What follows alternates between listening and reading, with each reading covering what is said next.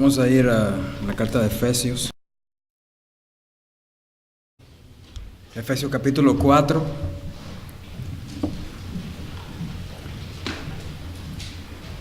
Vamos a terminar en esta tarde esta porción que comenzamos la vez pasada. Efesios 4, versículo 17 al 24. Esto pues digo y requiero en el Señor, que ya no andéis como los otros gentiles, que andan en la vanidad de su mente, teniendo el entendimiento entenebrecido, ajenos de la vida de Dios, por la ignorancia que en ellos hay, por la dureza de su corazón, los cuales después que perdieron toda sensibilidad se entregaron a la lascivia para cometer con avidez toda clase de impureza. Mas vosotros no habéis aprendido así de Cristo, si en verdad le habéis oído y habéis sido por él enseñados conforme a la verdad que está en Jesús. En cuanto a la pasada manera de vivir, despojaos del viejo hombre que está viciado conforme a los deseos engañosos y renovaos en el espíritu de vuestra mente y vestíos del nuevo hombre, creado según Dios en la justicia y santidad de la verdad. Padre, al abrir tu palabra, Señor, no podemos entenderla, no puede hacer nada por ella si tu Espíritu Santo no hace este trabajo por nosotros. Permite, oh Señor, que así sea en esta tarde y que seamos edificados por medio de tu palabra en Cristo Jesús. Amén. No sé si alguno de ustedes una vez vieron en la televisión una serie que se llama Criminal Minds.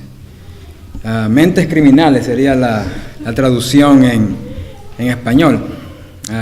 Esta serie es muy interesante, esta serie trata acerca de un grupo especial de gente de la FBI que se encarga de investigar delitos a través de la elaboración, o sea, ellos elaboran un perfil de los rasgos de comportamiento del delincuente.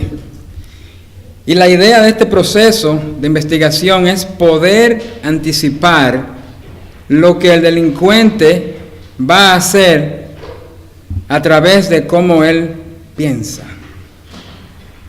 Ahora, uno creería que esto tal vez sea ciencia ficción, pero no lo es.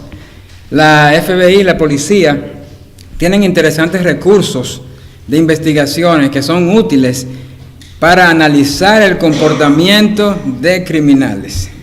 Incluso hay varios libros que se han publicado respecto a cómo piensan estos criminales.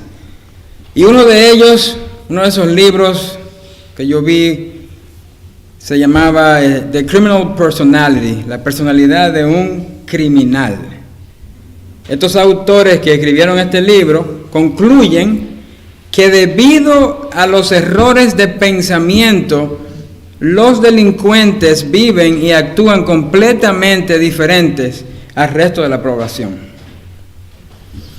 Yo no me leí el libro es bastante largo, yo no lo leí, pero en un pequeño resumen que estaba hojeando, me llamó mucho la atención algo que decía así: el comportamiento criminal es el resultado de un proceso de pensamiento distorsionado. En otras palabras, y así concluye esa tesis que ellos hicieron, desde el principio hasta el final de una vida criminal, ha habido un proceso de pensamiento que está fuera de sintonía. Al leer esto, yo lo vi asociado con lo que habla Romanos capítulo 1 acerca de la mente reprobada.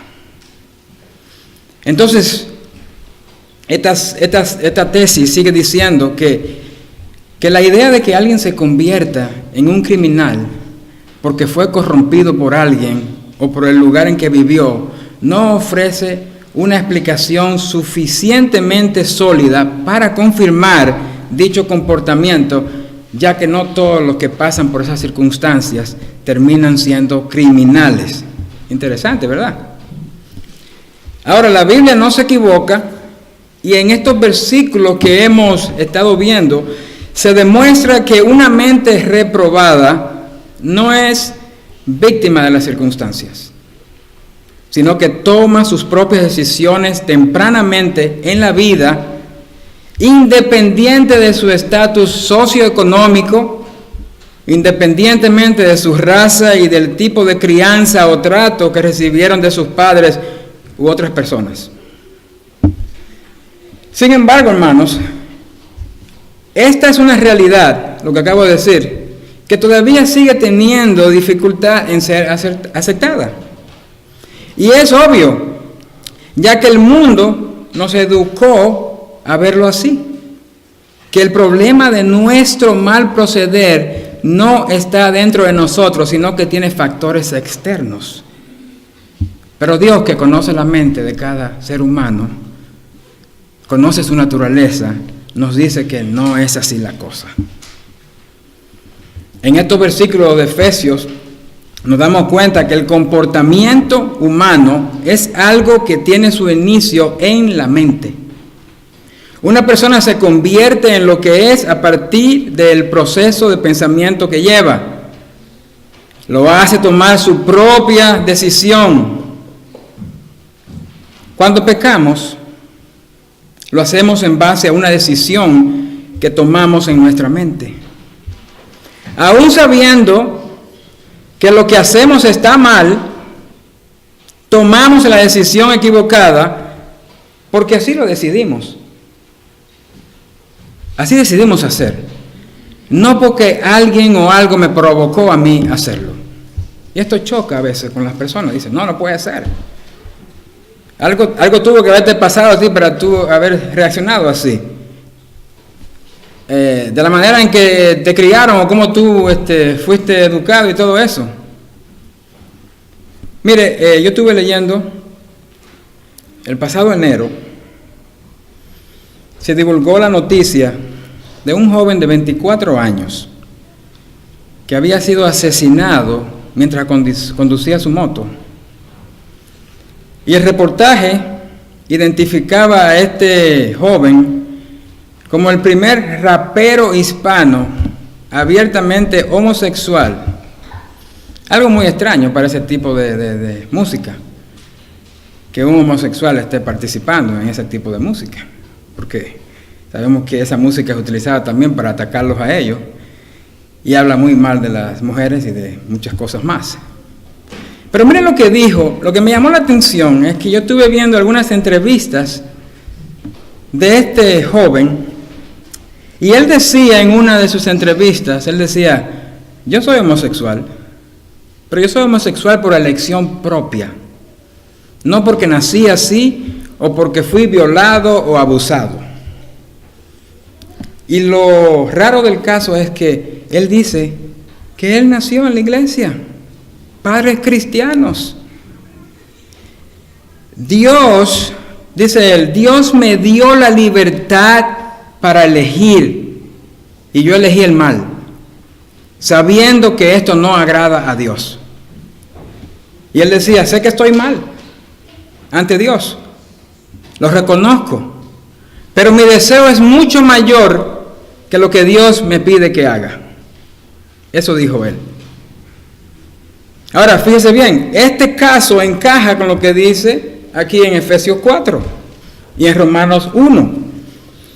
Y ese solo es un ejemplo nada más, porque hay muchos más por ahí que tienen el descaro de burlarse abiertamente de Dios, como dice en Romanos 1, versículo 21, habiendo conocido a Dios, no le glorificaron como a Dios ni le dieron gracias, sino que se envanecieron en sus razonamientos y su necio corazón fue entenebrecido. La conclusión es que yo soy responsable de mi pecado. No porque fulano me hizo esto o porque crecí en medio de la delincuencia y de la inmoralidad. Nadie, absolutamente nadie, puede traer ante Dios una buena excusa para justificar su propio pecado, porque simplemente no la hay. Sí, yo entiendo que es cierto que las circunstancias, el medio ambiente y el abuso pueden afectarnos. Pero la opción de aceptar o rechazar vivir el resultado de esa experiencia es totalmente nuestra. Como cristianos, Dios nos dice: no andéis como los otros gentiles que andan en la vanidad de su mente, teniendo el entendimiento entenebrecido, ajenos de la vida de Dios, por la ignorancia que en ellos hay, por la dureza de su corazón, los cuales, después que perdieron toda sensibilidad, se entregaron a la lascivia para cometer con avidez toda clase de impureza. Esa es la descripción del viejo yo. Esa es la manera en la cual vivíamos antes. Pero ¿qué pasa? Ahora que somos cristianos, somos diferentes. Somos diferentes y ese es el tema de hoy. Nuestro estilo de vida es totalmente diferente, en donde uno deja atrás la vida pasada para andar de acuerdo a la nueva vida a la cual fuimos llamados. Dice: renovándonos en el espíritu de nuestra mente, como dice en el versículo 23. Ahora, ¿se puede lograr esto? La respuesta es claro que se puede lograr. Y la Biblia lo dice maravillosamente. Si vamos a Primera de Juan, capítulo 5, de los versículos del 4 al 5, que de paso nos sirve de soporte al texto de Efesios. Por favor, preste mucha atención a esto que dice allí. Porque todo lo que es nacido de Dios vence al mundo. Tremenda frase. Y esta es la victoria que ha venido al mundo, nuestra fe. ¿Quién es el que vence al mundo sino el que cree que Jesús es el Hijo de Dios? Oye, ¿no le parece maravilloso que tan solo creer que Jesús es el Hijo de Dios y por esa fe de ser redimido, ser salvo, ser transformado, eso nos otorga el título de vencedores del mundo? Es decir, si estamos en Cristo, la victoria sobre el mundo es definitivamente nuestra. ¿Usted sabía eso? Yo sé, el mundo nos aborrece. Ahora, ¿por qué nos aborrece el mundo? Porque somos diferentes. No pensamos como ellos piensan. No pensamos así. Esa no es nuestra manera de pensar. Pedro escribió en su primera carta que al mundo, oiga bien, al mundo le parece cosa extraña que nosotros no corramos con ellos en el mismo desenfreno de disolución. Y dice, y por eso nos ultrajan, o sea, nos insultan, nos provocan, nos maltratan, nos humillan, nos lastiman, nos calumnian, nos persiguen. ¿Y nosotros qué? Nosotros hemos aprendido de aquel que es manso y humilde de corazón, en quien hemos encontrado descanso para nuestras almas. Por eso es que andamos por ahí como mansos corderitos en medio de lobos rapaces, respondiendo con bien el mal que nos hacen. Bueno, está claro que eso no lo pueden entender los que están sin Cristo. El mundo solo podría gritarnos: bueno, pues ustedes son una gran bobada. ¿Qué bobada la de ustedes? Está pensando así. O qué bola de mentecatos que son ustedes. Sin embargo, una de las verdades básicas de la salvación es que transforma a un perdedor en un ganador, a una víctima en un vencedor. La salvación, hermanos, nos hace vencedores. ¿Recuerdan lo que dijo el Señor a sus discípulos en Juan 16:33? En el mundo tendréis aflicciones, pero, qué buen pero confiad, yo he vencido al mundo. ¿Qué esperanza nos da el Señor con esto? En otras palabras, cuando estamos en Cristo, su victoria sobre el mundo también es nuestra. Estamos por encima del sistema, estamos por encima de la era del mal, que es esta que estamos viviendo. Estamos por encima de Satanás, estamos por encima de la muerte, por encima del pecado. Es decir, Como dice Romanos 8:37, somos más que vencedores por medio de aquel que nos amó. Nuestra ciudadanía es celestial y como consecuencia de ello, vivimos como ciudadanos celestiales. Y un ciudadano celestial es un vencedor. Si somos ciudadanos celestiales, somos vencedores, que morimos a lo viejo y nos elevamos a lo nuevo y hemos resucitado con Cristo para buscar las cosas de arriba. Cuando estamos en Cristo, somos diferentes. Y déjeme decirle, esto es básico para cada cristiano. Sumamente básico. En este pasaje, Pablo compara al viejo yo con el nuevo yo. Hablando aquí de un estilo de vida y la clave en ser diferentes en la forma de pensar. Brevemente voy a repetir las características de una persona no regenerada y no salva, que no conoce a Dios. Y me disculpan aquellos si ofendo, pero la palabra de Dios lo dice. Primero, ellos andan en la vanidad de su mente, es decir, una mente que es inútil, sin sentido y sin propósito. ¿Por qué? ¿Por qué? Porque la mente que no tiene los pensamientos de Dios, sino solo sus propios pensamientos, no va a ninguna parte. No tiene sentido, está vacía y es inútil. ¿Están de acuerdo conmigo? La segunda característica de una persona sin Dios es que si la mente es inútil y sin ningún sentido, entonces ignoran la verdad y su entendimiento queda, como dice el versículo 18, entenebrecido, ajenos de la vida de Dios por la ignorancia que en ellos hay, por la dureza de su corazón. ¿Qué es ser duro de corazón? Ser duro de corazón es decir, yo viviré y yo moriré en el mundo como yo pienso. Seré el amo de mi propio destino, seré el capitán de mi propia alma. Eso es vivir una vida en ignorancia, porque vivir alejado de la vida de Dios elimina cualquier posibilidad de conocer la verdad, viviendo en una oscuridad que es voluntaria. Cuando una persona toma una decisión así, se convierte en su propio Dios y le da la espalda a Dios, que es el Dios verdadero. ¿Y qué hace Dios? Bueno, simplemente lo deja tranquilo en su decisión que ha tomado.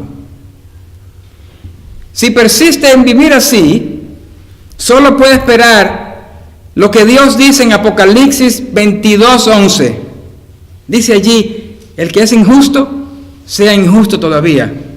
Y el que es inmundo, pues sea inmundo todavía. Una mente inútil y egocéntrica solamente termina en ignorancia, la cual lo sumerge profundamente en el pecado y lo lleva a ser insensible al pecado. Una persona que no tiene remordimientos, a tal punto que nada le avergüenza. Esta es la tercera característica. No le avergüenza para nada su pecado, sino que lo exhibe sin escrúpulos. El versículo 19 termina diciendo que se entregan a la lascivia para cometer con avidez toda clase de impureza. Es decir, cuando una persona desea vivir así, en base a su propio pensar, apartado de la vida de Dios, pierde el juicio, pierde la moral y se convierte en un completo degenerado. Eso es lo que vemos hoy en nuestra sociedad, que hace todo a su manera, sin reservas, sin equilibrio moral, no sienten absolutamente nada de vergüenza, y el resultado es una conciencia carbonizada, o sea, una mente que deja de funcionar. Y esta es la cuarta característica: terminan con una mente reprobada. No es nada bonito, ¿verdad? O sea, primero comienzan haciendo lo suyo a su manera, según sus propios deseos, sus propios pensamientos, eligiendo su propio destino, separado de Dios, y como resultado de eso viven en la ignorancia, su conocimiento se oscurece y su corazón termina endureciéndose. Pierde toda sensibilidad a lo malo hasta no conocer ninguna moral, ninguna vergüenza, hasta que de tanto vivir así, tocan fondo y su mente ya no genera más porque está distorsionada. Bueno, uno dirá, y quizás podríamos preguntar, ¿no? Pero no todos llegan tan lejos, no todos llegan a ese estado. Sí, es cierto que no todos llegan a ese estado, pero la sociedad humana tampoco tiene los recursos para evitarlo, sino que eso es por la gracia de Dios, que cae sobre los justos e injustos, y la influencia del Espíritu Santo y la influencia, oiga bien, de la iglesia, que evita que todos lleguen ahí. Dios nos dice: escúchame, hijo mío, anda como es digno de la vocación con que fuiste llamado. Y he aquí la regla de oro en el versículo 17: no andes como los otros gentiles. No andes como los otros gentiles, que tienen esa descripción que acabo de darte. De ahí fue que Dios nos sacó, ¿no fue así? Para no volver jamás a esa vida de esclavitud que termina con una mente reprobada. Cuando nosotros vinimos a Cristo, sabíamos muy bien que esas cosas tenían que ser arrancadas de raíz. Ahora, si aún nos aferramos a esas cosas como modo de vida, ¿no se pondría en tela de juicio mi conversión? Santiago 4:4 dice que la amistad con el mundo es ¿qué? Enemistad con Dios. Y si somos enemigos de Dios, no hemos sido convertidos. Sí, seguir a Cristo es una realidad en nuestra vida. La diferencia se va a notar fácilmente. No hay que hacer mucho esfuerzo para que todos vean que tú eres hijo de Dios. Nadie es salvo, hermanos, y yo he repetido esto muchas veces, solo porque responde a la invitación, levantando su mano, repitiendo la oración del pecador, hablando con los ancianos para luego marcharse a su casa y seguir como antes en la misma rutina de siempre, y ahí quedó todo. Si realmente eres salvo, rechazas la ideología vana del mundo. Y aunque esa ideología nos sigue persiguiendo día a día, Efesios 4:17 dice: no deje que eso ocurra más. No deje que eso pase más. No puede ser una persona inmoral e impía y caminar con Cristo al mismo tiempo. No puede existir una relación a medias con Dios. O eres o no eres. No hay nada medio. O se es creyente o no se es creyente. Alguien me dijo una vez: oye, ser cristiano es chévere, no tienes que cambiar nada.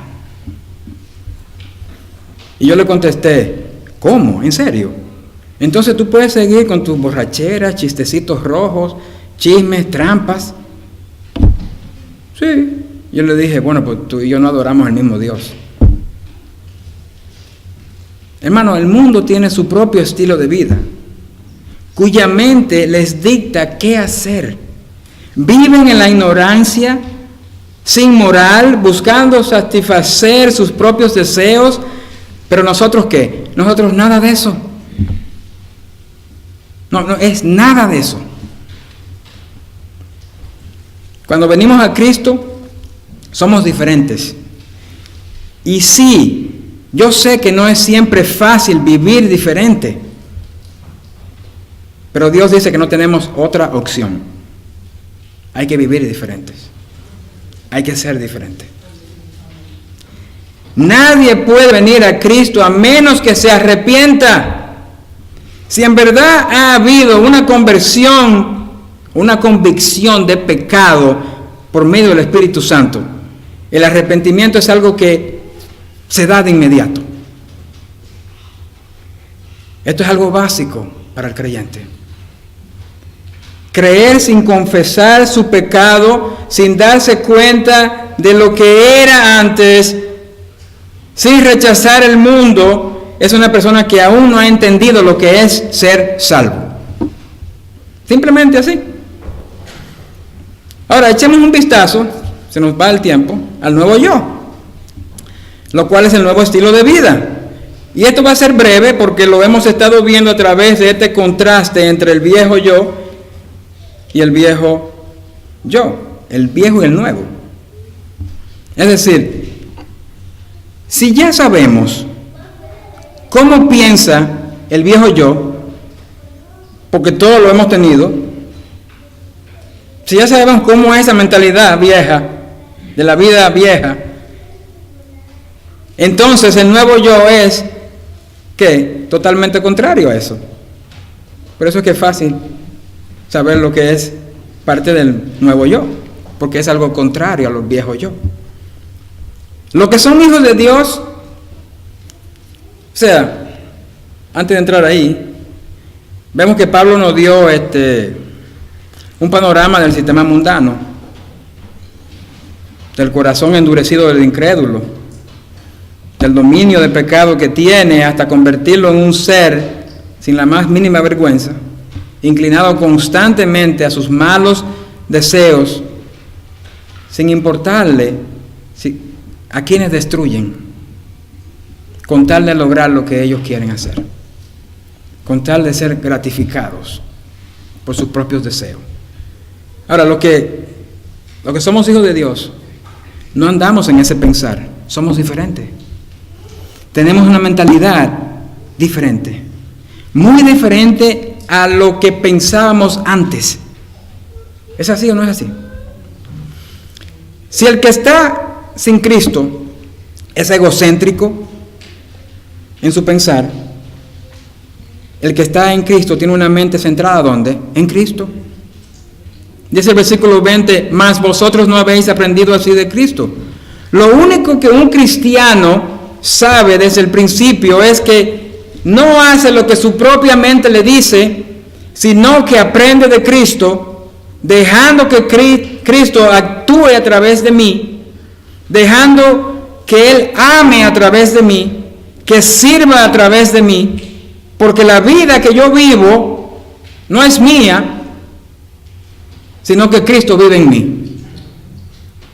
Filipenses 2:3, nada hagáis por contienda o por vanagloria, antes bien con humildad, estimando cada uno a los demás como superiores a él mismo, no mirando cada uno por lo suyo propio, sino cada cual también por lo de los otros. Haya pues en vosotros, dice, este sentir que hubo también en Cristo Jesús. Así fue que Cristo me amó. Siendo Dios, dejó toda su gloria y se hizo semejante a nosotros, tomando, dice, forma de siervo. Ahora, yo camino con Cristo. Antes no caminaba, pero ahora yo camino con Cristo. Yo amo con Cristo. Y yo sirvo con Cristo.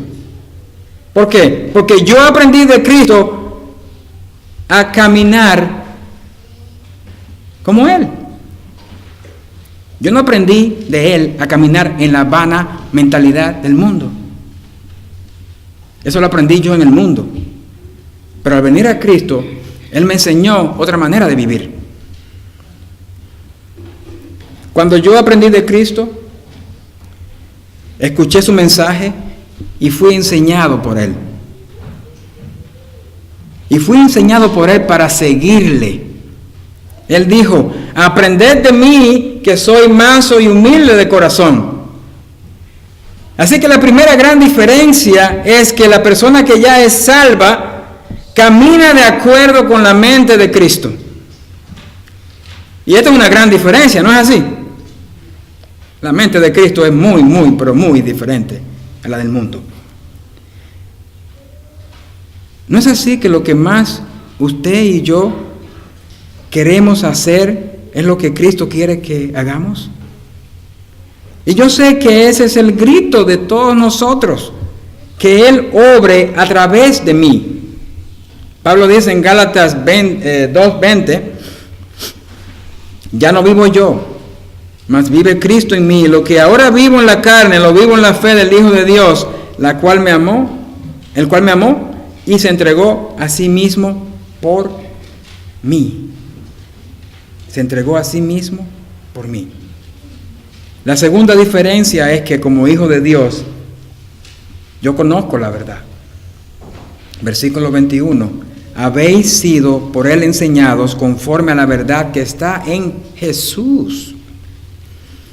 Cuando uno entrega su vida a Cristo, uno dice, Cristo, tú eres quien gobiernas en mi vida. Tú eres mi Señor. Es decir, un cristiano es aquel que reconoce a Cristo como su Señor. ¿Y qué es un Señor? Bueno, tiene la autoridad y uno está por debajo de ese Señor, en sumisión a ese Señor, en obediencia a ese Señor.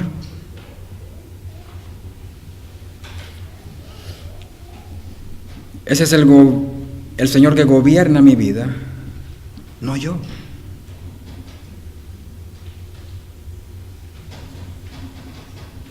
Yo dejo de ser ignorante porque ya yo sé la verdad. Uno encuentra en Cristo lo que el resto del mundo se pasa la vida entera buscando y nunca lo encuentra. Pilato, oiga bien, Pilato, qué privilegio que tuvo cerca de Cristo y que podría haber hecho algo a favor de Cristo. Pilato tenía la verdad enfrente de él, Cristo. ¿Y qué fue lo que dijo Pilato? ¿O qué fue lo que dijo Jesús, mejor dicho? He venido al mundo para dar testimonio a la verdad. Y lo único que Pilato dice es, ¿qué es la verdad? Y ahí se terminó todo. Ahí quedó todo. No hubo más que hablar de eso. Si sabemos la verdad sobre Dios, sobre Cristo, sobre el hombre, sobre el pecado, sobre la creación, sobre la muerte, sobre la vida, la salvación, el cielo, el infierno, la fe, la gracia, y porque Cristo piensa a través de nosotros, entonces, en lugar de ser desvergonzados, pervertidos, sin ninguna moral, sin tener fundamento estable en la vida, ¿qué pasa? Somos sensibles al pecado y aborrecemos lo malo. Y fíjese que si hacemos lo malo nos sentimos mal. Nos sentimos mal cuando hacemos algo mal. Esta es la tercera diferencia. Primera de Juan, capítulo 1, versículo 8 dice, si decimos que no tenemos pecado, nos engañamos a nosotros mismos y la verdad no está en nosotros. Si decimos que no tenemos pecados, hacemos de Dios un mentiroso. Pero si confesamos nuestro pecado, damos evidencia de que realmente estamos siendo perdonados, porque un verdadero cristiano reconoce su pecado y es sensible al pecado. El creyente no demora su limpieza espiritual, no la deja para luego, sino que enfrenta su pecado y se ocupa de que no sea un estilo de vida. Ahora vayamos a la cuarta diferencia para terminar. Decíamos que aprendemos de Cristo y Él nos llena con su verdad. Y por eso tenemos una sensibilidad moral. Y pecar es algo que odiamos. De modo que mientras tengamos la verdad de Cristo, sabiendo lo que está bien y está mal, entonces no tendremos una mente reprobada, sino más bien una mente renovada. El versículo 23 dice: renovaos en el espíritu de vuestra mente. Eso es hacer algo nuevo. Cuando vinimos a Cristo, Dios nos da una nueva mente para llenarla de cosas nuevas. Es por eso que Filipenses 4:8 dice: todo lo que es verdadero, todo lo honesto, todo lo justo, todo lo puro, todo lo amable, todo lo que es de buen nombre, si hay virtud alguna, si algo digno de alabanza, en esto pensar. Así que nosotros debemos pensar, no como piensa el mundo. El versículo 24 termina diciendo: vestidos del nuevo hombre creado según Dios en la justicia y santidad de la verdad. Cuando uno deja que Cristo piense por nosotros, anda en verdad, y ese estándar de verdad produce una censura, ponemos una censura al pecado, renovando así nuestra mente para ser el tipo de mente que agrada a Dios, una mente creada con rectitud y verdadera santidad. En lugar de ser una mente reprobada, vil, lujuriosa, codiciosa, inmunda, será una mente llena de justicia y ¿qué? Y santidad.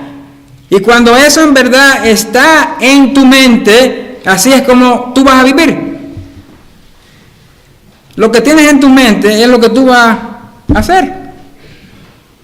Entonces, si está lleno de Cristo, vas a hacer las cosas de Cristo. Si está lleno del mundo, vas a hacer las cosas del mundo.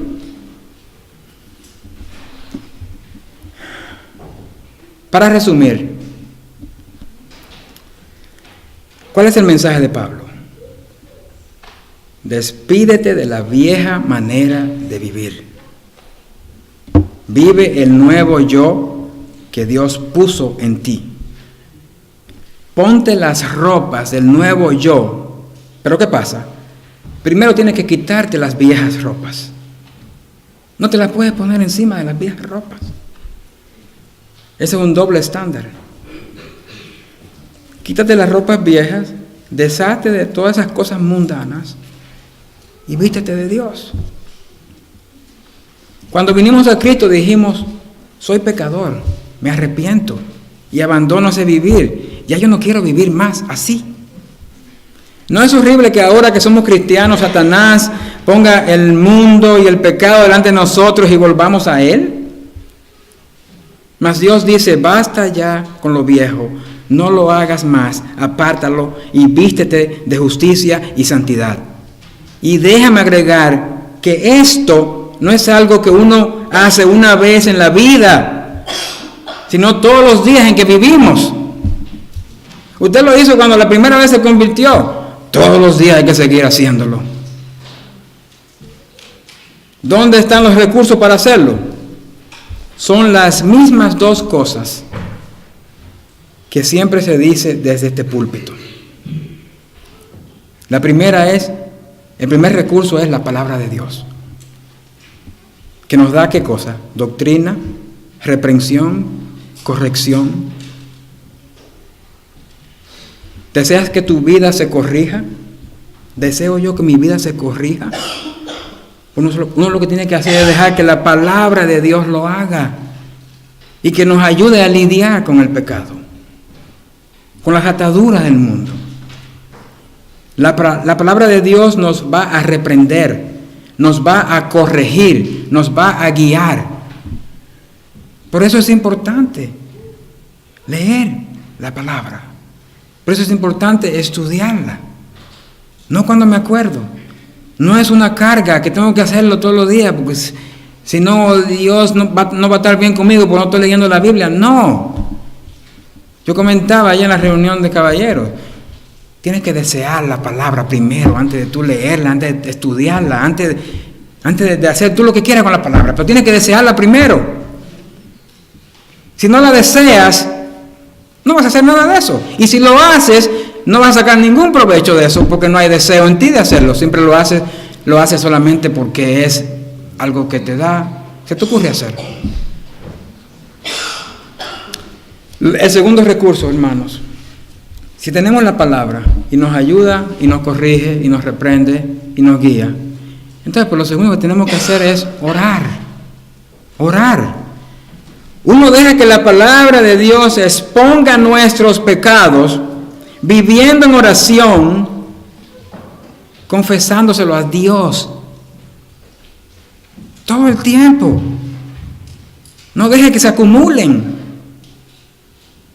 No podemos dejar que nuestros pecados se acumulen ahí. Yo voy a tratar con este pecado luego. Sí, ya después trato eso. No, porque debe haber una corrección rápida, inmediatamente. Usted no quiere retrasarse, usted no quiere atrasarse. Usted quiere seguir adelante, quiere seguir triunfando, quiere seguir viviendo en Cristo, para que el propósito de Dios en su vida se cumpla. La oración es el vehículo por el cual comenzará la limpieza y la purificación de la basura que el mundo deposita en nuestras mentes. Qué cosa poderosa, ¿eh? La palabra de Dios y venir a Dios en oración.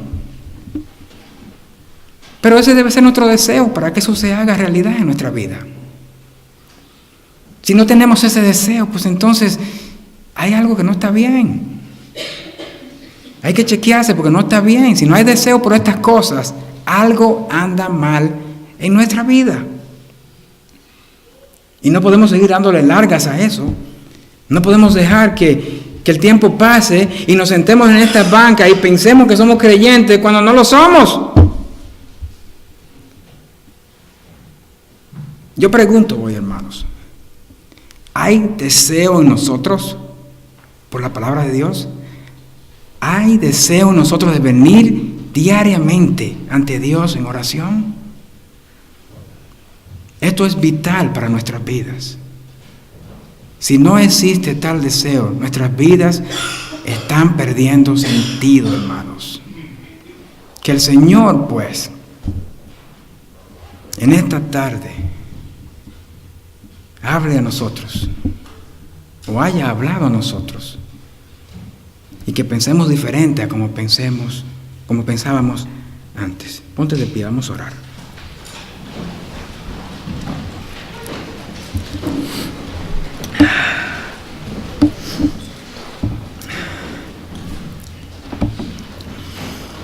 Padre, te agradecemos, Señor, por lo expuesto en tu palabra. Tú nos has hecho nuevas criaturas, Señor, nuevas criaturas en Cristo, en donde todas las cosas son hechas nuevas. Tú nos llamas a dejar de andar en la vanidad de la mente incrédula.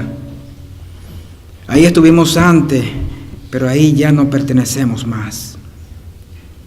Tú nos has dado tu espíritu, tu palabra y la oración para cumplir el estándar de justicia y santidad que tú exiges. Padre, gracias por encargarle al apóstol Pablo estas palabras que ahora escuchamos, de que si somos nuevos debemos vivir a la luz de esa verdad. Padre, necesitamos urgentemente de tu ayuda para cortar las ataduras de nuestra vana manera de vivir, porque ya no tenemos lugar en nada de eso. A medida que leemos la Biblia, nos vemos en este espejo para no engañarnos a nosotros mismos, pensando todo el tiempo que somos cristianos sin serlo, lo cual es una gran tragedia.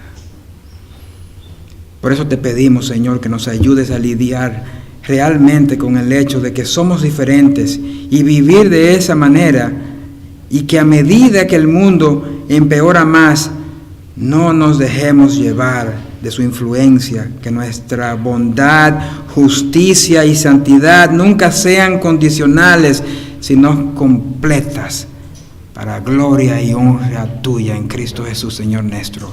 Amén. El Señor le bendiga, hermano.